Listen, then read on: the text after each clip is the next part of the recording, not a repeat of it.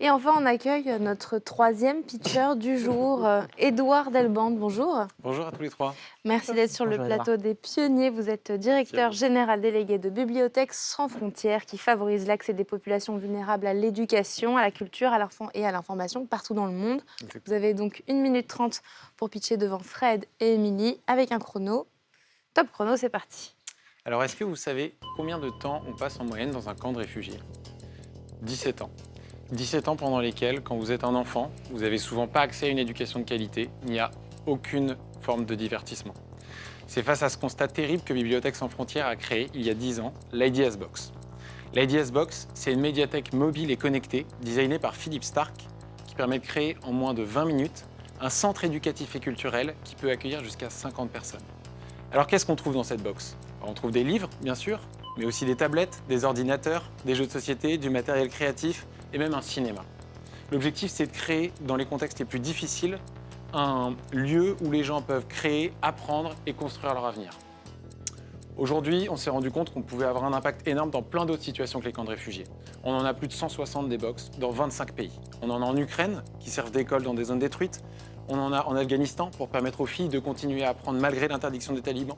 Mais on en a aussi dans les quartiers nord de Marseille, en France, ou dans des zones rurales isolées, pour aider les jeunes à trouver du boulot. Ce qu'on veut, c'est avoir un impact maximal. Et donc pour ça, on cherche des partenaires et des mécènes qui veulent s'engager à nos côtés dans ce combat, parce qu'on sait que 160 box, c'est très bien, mais il en faudrait des milliers pour changer les choses à très grande échelle. On sait que nos bibliothèques, elles pourront peut-être pas arrêter la guerre, mais ce qui est sûr, c'est qu'elles peuvent vraiment aider à construire la paix. Merci beaucoup. Merci Édouard pour Bibliothèques sans frontières. On passe aux questions. Merci Edouard. C'est C'est beau. un beau projet, c'est vraiment émouvant. Ouais. Alors du coup, il faut que je retrouve Oui, les questions. ouais. Il y en a tellement. Comment vous avez réussi à avoir des impacts mesurables? Parce que là, on parle de période de temps, on parle d'éducation, on parle de changement de vie. L'association n'est pas non plus très ancienne, c'était créé quand? 2007. 2007. Vous avez déjà des manières de valider les impacts que vous avez réussi à produire sur le terrain, sur des vies, des changements de vie, des gens qui vous remercient, des belles histoires à partager. Tout à fait, on a des histoires assez incroyables, par exemple de jeunes enfants des rues au Burundi, à Bujumbura, des box qu'on a déployées pour aider les jeunes à se réinsérer, et des jeunes qui ont, dans le cadre des box, écrit des livres et qui ont été publiés. Donc il y a plein d'histoires comme ça individuelles dans des camps de réfugiés ou dans des contextes différents. Mais ce qu'on essaye de faire, c'est de mesurer l'impact aussi de façon quantitative avec ce qu'on appelle des tests randomisés, vous savez, les méthodes cliniques. Et là, on mène des évaluations où on mesure différents indicateurs sur la cohésion sociale, sur la confiance envers l'avenir, sur la diminution des tensions.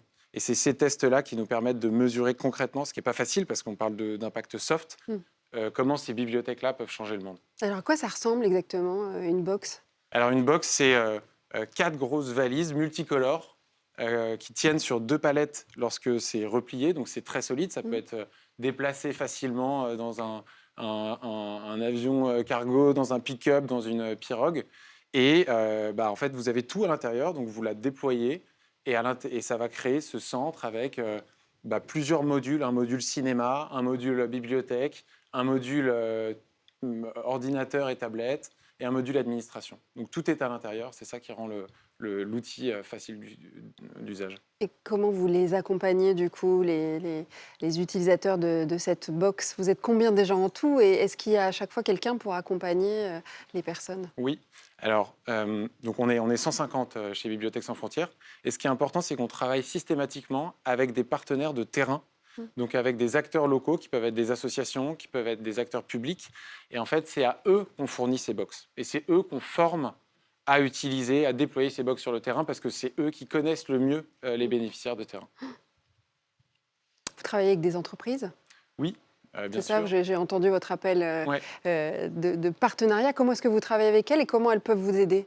Alors, il y a plusieurs formats. On a créé des formats d'engagement de collaborateurs où on invite des collaborateurs à venir nous aider à trier des livres, parce qu'on collecte aussi des centaines de milliers de livres par an en France. Donc on a un super centre de collecte à Épône dans les Yvelines où les entreprises peuvent nous envoyer des groupes de collaborateurs pour nous aider à trier les bouquins. Et ensuite, il y a plein de formats d'engagement sur du mécénat de compétences notamment. Fred, une autre question. Oui, je sais pas, j'ai envie de dire comment on peut vous aider autrement que justement en sensibilisant, en aidant les entreprises à Ouais. collecter des livres et en vous finançant pour les entreprises qui ont envie de vous soutenir. Oui, tout à fait. Bah, alors, Alors, évidemment, les téléspectateurs vont pouvoir voter ensuite, enfin là, ici dans cette émission, mais Bien qu'est-ce sûr. qu'on peut faire d'autre? bah, il y a évidemment des dons individuels, hein, c'est assez clé. Des dons de livres.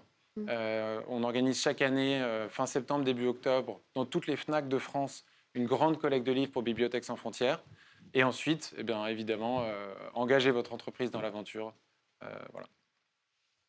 D'autres questions, Fred? Je te sens ému. Bah ouais, tu te rends compte. Enfin, t'as vu ouais, c'est beau.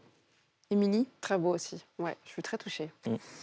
Bah merci beaucoup Édouard d'être venu nous parler de Bibliothèques sans frontières et puis très très belle On a continuation. vu 3 projets très beaux, tu vois. Donc là, c'est l'accumulation bah, de c'est- 3 très beaux projets. On est en fin d'émission. C'est vrai Et donc, que effectivement, l'émotion est montée à Oui. la fin d'émission. Ouais. je vois ça. Les livres, ça parle à tout le monde. Ouais. C'est vrai. Merci. beaucoup. Bravo, merci. Merci Édouard. Merci à tous nos pitchers de s'être prêtés à l'exercice et de nous avoir présenté ces très très belles associations. C'est désormais à vous, téléspectateurs et auditeurs, de voter et répartir le budget de 10 000 € entre chacune de ces assos. Ça ne va pas être facile. Et pour cela, scannez le QR code qui s'affiche sur votre écran. Vous pouvez aussi nous retrouver sur la page des pionniers sur le site de BFM Business dans la rubrique « Votez pour votre association préférée ». Merci Émilie, on se retrouve très plaisir. bientôt dans une prochaine émission. Et on remercie à nouveau nos mécènes, Isaïe de ses finances et Veolia pour leur générosité. Merci beaucoup, merci à tous. Vous l'avez compris, c'est d'autant plus important d'aller sur le site aujourd'hui et d'aller voter pour l'association qui vous a le plus ému. On ne peut pas voter pour les 3 d'un coup, je vous préviens tout de suite. Il va falloir choisir, ça va être dur. Et eh bien, en tout cas, on sera ravis d'accueillir aussi d'autres associations sur le plateau dans le pitch des assos bientôt. Et quant à nous, on se dit à la semaine prochaine. Merci Émilie, merci Rebecca. Merci. Les pionniers chez Fred Mazzella sur BFM Business.